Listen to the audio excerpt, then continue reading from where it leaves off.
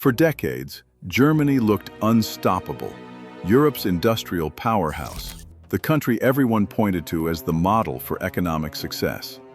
So why is Germany suddenly struggling to grow? The answer isn't one crisis.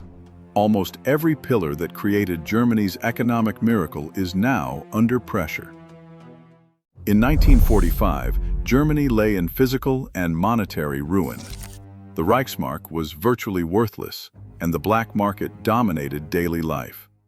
The turnaround began on June 20, 1948, when Allied authorities executed a radical currency reform, introducing the Deutsche Mark. Ludwig Erhard, the Director of Economic Administration, paired this monetary shock with a decisive policy gamble. He abolished price controls overnight.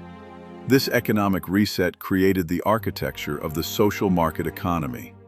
Erhard's framework defined the state's role as maintaining a rules-based system of free competition while securing a basic social safety net. External support solidified these domestic reforms. From 1948 to 1952, the United States transferred $1.427 billion in Marshall Plan aid to West Germany. These dollars were strictly targeted at industrial reconstruction, modernizing damaged factories, rail networks, and coal mines. Yet the capital injection was merely a catalyst. The primary engine of recovery was a highly skilled domestic labor force, rapid industrial investment, and newfound political stability. By establishing a rules-based, competitive framework, West Germany built its economic miracle on a deliberate foundation of institutional design. This institutional design powered a highly integrated export engine. By the late 20th century, Germany's wealth became fundamentally tied to selling high-value industrial goods abroad. Today, manufacturing accounts for nearly 20% of Germany's gross value added, generating 2.9 trillion euros in turnover through automotive, machinery, chemicals, and electrical engineering. The true backbone of this machine is the Mittelstand, a network of family-owned, medium-sized enterprises that make up 99.3% of all German companies. These firms employ 60% of the domestic workforce and generate over half of the country's economic value. Highly specialized, these companies dominate global niche markets. Small and medium-sized enterprises make up 96.9% of German exporters, driving industrial renewal by funding nearly one-third of the nation's total research and development. This system scaled rapidly with the creation of the European single market and the adoption of the euro, which removed currency risks and transaction costs across Europe. This integration unlocked a powerful loop. Massive export revenues funded domestic investment, which sustained high employment, fueled industrial innovation, and drove even more competitive exports. By 2022, exports of goods and services peaked at 45.6% of national gross domestic product. However, this setup harbored a structural vulnerability. By tying its prosperity directly to external demand, Germany made its entire economic model dependent on global market stability, forces completely outside of its control. For 50 years, Germany built its heavy industrial dominance on a steady supply of cheap Russian natural gas.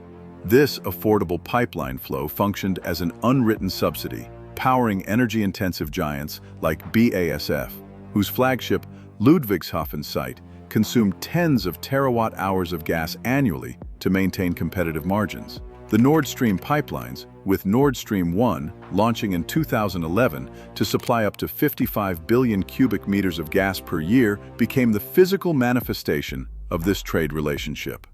That entire energy architecture collapsed following the 2022 invasion of Ukraine and the subsequent September sabotage of the Baltic pipelines, leaving German manufacturers to operate under structurally higher electricity and gas prices. This domestic supply shock coincided with a profound shift in Germany's most important trade relationship. China, once the most reliable customer for German machine tools and luxury sedans, rapidly transformed into a fierce competitor. Leveraging state-backed research and massive supply chains, Chinese manufacturers are now outstripping legacy European brands.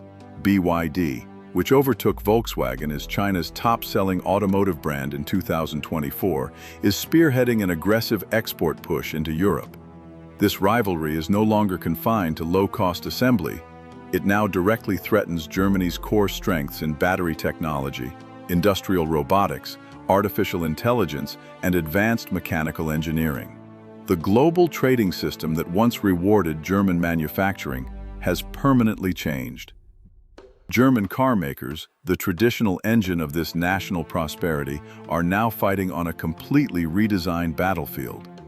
Electric vehicles have shifted the competitive arena from high-precision pistons and gearboxes to lithium-ion chemistry, software stacks, and silicon microchips. While legacy giants like Volkswagen, BMW, and Mercedes struggle to fund this capital-intensive transition using shrinking combustion engine profits, vertically integrated rivals like Tesla and China's BYD operate on a different industrial plane, controlling their own battery supply chains and software ecosystems.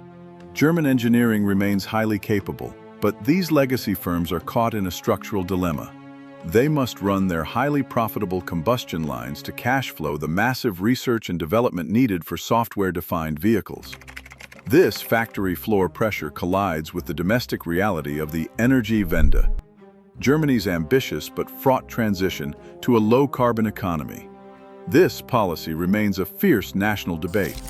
The final closure of the country's remaining nuclear plants in 2023 removed 13 gigawatts of reliable baseload power, a move criticized by some as a self-inflicted blow during an energy crisis, but praised by others as the necessary completion of a decades-long safety pledge.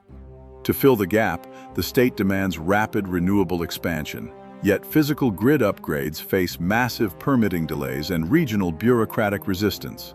Industrial hubs in the south remain vulnerable to high power costs, while wind energy sits stranded in the north. Environmental advocates insist that climate targets brook no delay, whereas industrial unions and business leaders argue that uncompetitive electricity rates are driving essential chemical and heavy manufacturing out of the country entirely. Which of these challenges do you think will be decisive for Germany's future? Energy, China, or demographics? Tell us in the comments. Germany's industrial engine is running into a hard physical limit at home. Its own population is shrinking and aging. The Federal Statistical Office projects that the working-age cohort will lose 4 to 6 million workers by 2035. Already, Germany has the oldest working-age population in the European Union, with 1 in 5 employees aged 55 to 64. This demographic squeeze is causing critical shortages across engineering, technical trades, and healthcare. At the same time, decades of underinvestment have left Germany's physical and digital foundations decaying.